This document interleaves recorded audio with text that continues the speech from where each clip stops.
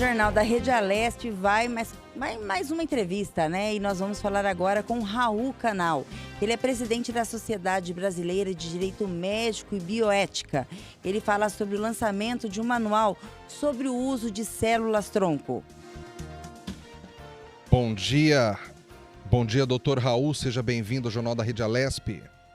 Muito bom dia, obrigado pelo convite, obrigado pela oportunidade. Meu mais sincero bom dia a todos os telespectadores da TV Alesp também. Doutor Raul, eu quero começar essa nossa entrevista aqui pedindo que o senhor explique, por gentileza, para os nossos espectadores, para todos nós, o que são exatamente as células-tronco. Bom, as células-tronco, diferentemente das demais células do organismo, elas têm a capacidade de se autorreplicarem indefinidamente, né? Potencialidade infinita de autorreplicação e também da sua diferenciação.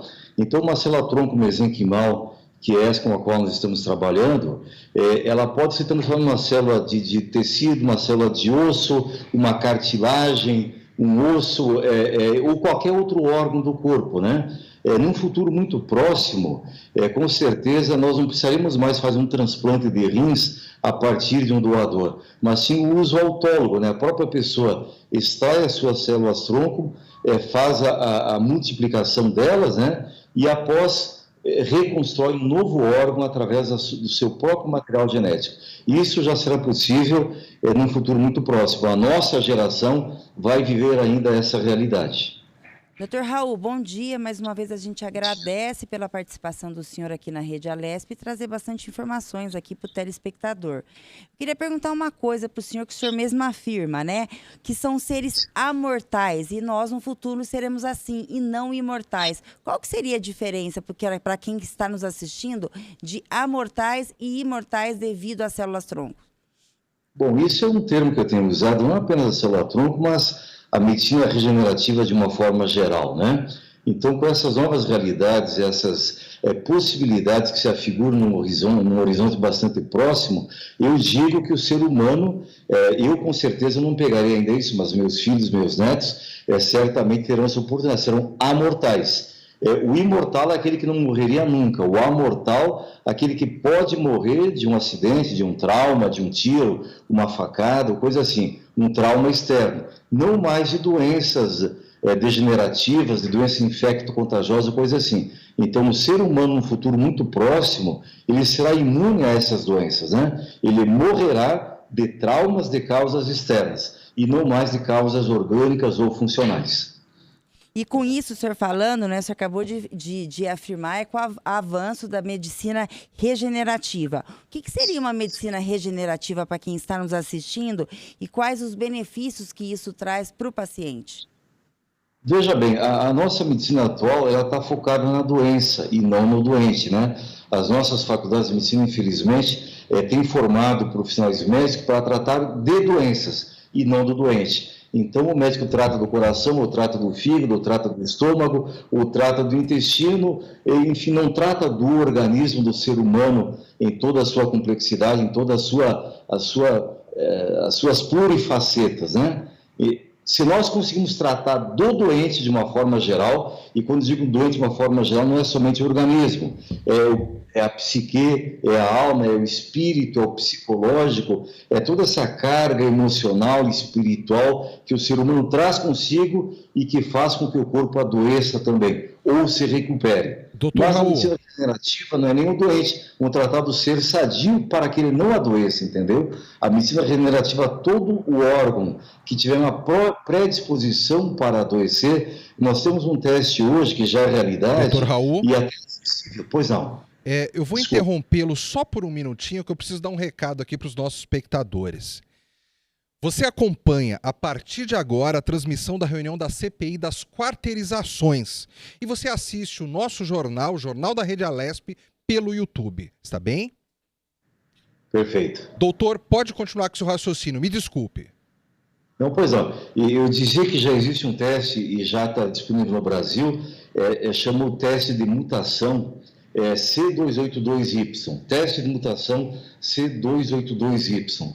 Com esse teste, você identifica mais de 1.200 predisposições orgânicas. Ou seja, se você tem uma predisposição para ter um câncer de laringe daqui a 10, 15, 20 anos, esse teste já identifica. Então, com o tratamento da medicina regenerativa, você vai robustecer aquele órgão do teu organismo para que mitigue aquela predisposição que ele tenha, para que iniba aquela possibilidade. Por isso que eu afirmo que nós seremos seres amortais. Você identificou as predisposições, você trata antes que isso aconteça. Através das células-tronco, nós já temos testes hoje, sobretudo nos hospitais Albert Einstein, no Hospital Sírio-Libanês, na Unicamp, na USP, na Unifesp, para tratar até mesmo o autismo, para tratar o Parkinson, para tratar o Alzheimer, para tratar câncer cerebral. O Dr. Guilherme Lepsky, um dos pesquisadores mais avançados, que é neurocirurgião e neurologista, está tratando pacientes com câncer cerebral há mais de 3 anos, câncer que mataria em 3 ou 4 meses. Ele preserva esses pacientes com qualidade de vida e sem dor, através do tratamento com células-tronco. Então, as possibilidades são infinitas. No futuro próximo, um transplante de córnea, você não precisará mais que um outro ser humano te doe uma córnea. A partir do teu material genético, você vai construir uma nova córnea e vai implantá-la no teu organismo. Então, são possibilidades infinitas. Agora, doutor Raul, tudo que o senhor está passando aqui para nós nos gera uma expectativa. Então, o senhor fala até a cura de determinados cânceres utilizando a célula-tronco. E o senhor falou, minutos atrás, que num futuro muito próximo a gente vai estar utilizando essas células e conseguindo se curar de doenças com ela. O que está faltando exatamente para a gente chegar nesse nível já da cura? Parece que nós estamos muito próximos, mas o que falta então para ser colocado em prática isso e determinadas doenças serem definitivamente curadas por meio da célula-tronco? Veja bem, o nosso ambiente regulatório no Brasil, no mundo todo, o ambiente regulatório na área de saúde é muito rígido, muito conservador. A primeira resolução da Anvisa, regulando essa questão das células-tronco, das terapias avançadas, que são chamadas, é de 2018. É a resolução 214, de 7 de fevereiro de 2018. Ou seja, nós temos no Brasil um ambiente regulatório com apenas 30 meses de vida. Então, é uma coisa muito recente. A pandemia agora facilitou isso. Eu sempre digo que nada muda mais uma sociedade, um comportamento do que uma guerra, ou uma pandemia, uma epidemia. Os grandes avanços da medicina aconteceram durante as guerras, sobretudo durante a Segunda Guerra Mundial. A própria medicina intensiva, ela surgiu durante a Segunda Guerra Mundial. Então, nas grandes pandemias, nas grandes catástrofes, a medicina avança. Por quê? Você investe muito mais em pesquisa, se investe muito mais em ciência, e os ambientes regulatórios, eles se tornam um pouco mais flexíveis para que os avanços aconteçam, para que as pesquisas aconteçam. Então, a pandemia nos favoreceu bastante também quanto a isso. Então, está faltando isso. Primeiro, investimentos, e segundo, ambiente regulatório. O ambiente regulatório é muito recente. Então, com essas novas resoluções da Anvisa no Brasil, nós vamos avançar e vamos avançar à frente dos países mais tradicionais do mundo, com toda certeza. Eu achei muito interessante o que o senhor falou agora, porque às vezes a gente fica pensando só em conseguir o desenvolvimento das células-tronco, conseguir fazer a utilização delas para curar doenças. E o senhor alertou que a regulamentação de tudo isso é algo muito recente, que vem aí de 2018, ou seja, não adianta nada os cientistas também estarem desenvolvendo as células-troncos, estudando de como utilizá-las, se não houver por parte dos governantes do Brasil uma preocupação em regulamentar isso para que realmente a população tenha acesso. Senão, fica uma coisa restrita ao ambiente acadêmico. É isso, né, doutor? Exatamente. E a questão também da segurança jurídica, né? Porque uma pesquisa é muito cara. Eu vou lembrar um passado recente, uma coisa ótima que aconteceu no Brasil, a questão dos medicamentos genéricos, né? Você democratizou o acesso aos medicamentos. Medicamentos que anteriormente eram muito caros, você trouxe o genérico, em alguns casos, por menos de 10% do custo do medicamento, do medicamento ético, digamos assim, né? Isso foi maravilha. Todavia, você inibiu a pesquisa. Por quê? Como é que eu vou investir milhões e milhões em pesquisa se depois que eu tiver a patente, tiver meu medicamento, alguém copia o princípio ativo, apenas demonstra a bioequivalência, a bioeficácia, tudo mais, e ele pode produzir um medicamento similar ao meu, certo? Sem ter investido nenhum centavo. Então, a indústria farmacêutica cruzou os braços, deixa o concorrente investir em pesquisa e depois eu copio dele e vendo como genérico. Então, se houve um lado bom, a quebra das patentes, a possibilidade de democratizar e permitir o acesso às camadas mais pobres da população ao medicamento, por outro lado, você inibiu a pesquisa. Por quê? Não compensa mais para a indústria investir em pesquisa e depois ela não ter a segurança jurídica que ela poderá explorar comercialmente. Então, com a quebra das patentes, a pesquisa se restringiu ao ambiente acadêmico, saiu do ambiente da indústria farmacêutica. Então, nós temos sempre que pesar isso, o que é bom, o que é ruim. Tudo que é de bom, às vezes, traz também um malefício consigo, né? E também nós não tínhamos até recentemente, para a questão, voltando agora à questão das células-tronco e as terapias avançadas, o ambiente regulatório e a segurança jurídica que eu possa investir em pesquisa e depois explorar aquele protocolo clínico que eu desenvolvi, que eu estudei, para o qual eu investi milhões, milhões e milhões de reais. Ô, doutor, por que o aumento de expectativa de vida provocou e provoca o aumento de doenças degenerativas? É justamente que vem a medicina regenerativa, né? Nos últimos 50 anos, nas últimas 5 décadas, nós ganhamos 30 anos a mais de expectativa de vida.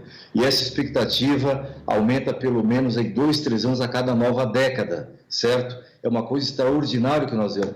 Os nossos filhos já nascem hoje com uma expectativa de viver 110, 120 anos, né? Todavia, não adianta você viver sem qualidade, você viver e ter doenças degenerativas. A medicina regenerativa vem e te assegura que você vai ter longevidade com qualidade de vida. Essa é a grande novidade. Se você observar hoje um velhinho de 80 anos, ele tem mais saúde que tinha um velhinho de 60 anos há 30 anos atrás, por exemplo. Há 30 anos atrás, uma pessoa de 60, 65 já era um velhinho. Hoje, para nós, o velhinho é aquele com mais de 80 anos, né? Nós vamos acabar essa década aqui de 20 agora, uma pessoa de 90 anos vai ter um lugar reservado na fila de embarque nos aeroportos. Você veja que as próprias companhias aéreas já mudaram o conceito, né? O nosso código do idoso, ele prevê o idoso com 60 anos. Veja bem, eu vou fazer 60 anos daqui a alguns anos, e eu não me vejo pegar um local privilegiado numa fila de banco, numa fila de aeroporto, por ter 60 anos. Então, o conceito mudou. Hoje, na fila do embarque no aeroporto, você já tem o primeiro embarque, pessoas com mais de 80 anos.